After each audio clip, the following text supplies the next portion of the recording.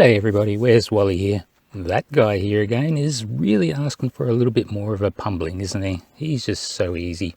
So that guy, trying to dumb it down, are you? Well, that had me chuckling because you're already at max dumb. So I don't know how far you're going to go when you're already at the bottom. Just coming to shoot another impossible moon, yet again in Florida here. This moon is close to 90% full, and the sun is right there.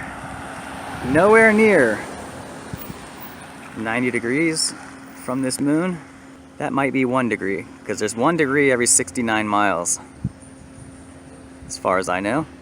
Oh, hold on there, cowboy. You seriously don't think the moon and the sun are only 69 miles apart, do you? Just tie a knot in it. Because that means you could just drive 69, 100 miles to the west and suddenly you'd be under the sun or under the moon. It'd be midday. That's ridiculous. Yeah, it's actually 64 nautical miles or 111 kilometres, and that is if you take the circumference of the Earth at the equator and divide it by 360 degrees, you'll get 111 kilometres, which means if you travel 111 kilometres along the equator, every 111 kilometres, you're crossing one longitude line.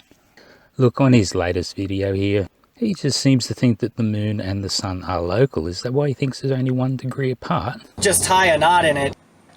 You need a speck of dust here. And when you look from here and measure the angles from this observer's position, the moon was here. Sorry folks, but I looked up away from the Earth to a moon here and a sun here. Sorry folks, but I looked up away from the Earth to a moon here and a sun here. Just tie a knot in it.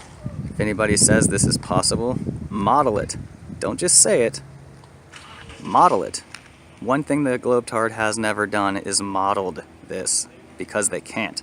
So I decided to model it. Even though Stellirum does a perfect job, let's have a look at it. Now, let's note that on the 8th, the moon was 11 days past new moon. That means that the Sun-Earth-Moon angle is roughly 135 degrees. Anyone can work that out. Now, that was cool for me because that means a 45-degree angle is really easy to mark out, because I just measured the distance from the wall to the ball as 44 inches and put the moon 44 inches above the center line up the wall. That gives me a nice little 45-degree angle. And I had also measured the diameter of the ball at 62 centimeters, and that means when I divide the circumference by 24, I get 16 centimeters per hour. So this little piece of A4 paper is 30 centimeters long. I fold that in half, and that gives me roughly 2 hours. So if I put the middle at the terminator, I get an hour either side. So now let's have a look. I can look right down. Yes, the sun is at the right position over the terminator, and the moon is visible from that guy's position, as is the sun. Too easy, wasn't it? And if we have a look at Stellirum, we can see that both of the sun and the moon angles are around 12 degrees at around 4:30 in the afternoon, which is when I think that guy was filming it. He hasn't told me yet. I have asked him.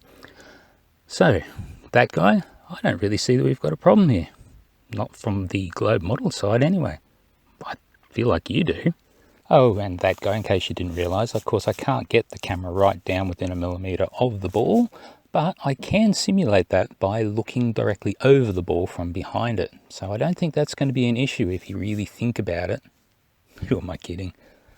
So on his Moon Sun in Riverside Drive video, at the end he claims that the flat earth map shows them the proper position of the moon and the sun. Just tie a knot in it. But if you look at the flat earth map, you'll see the Earth, the sun and moon in their correct relative positions.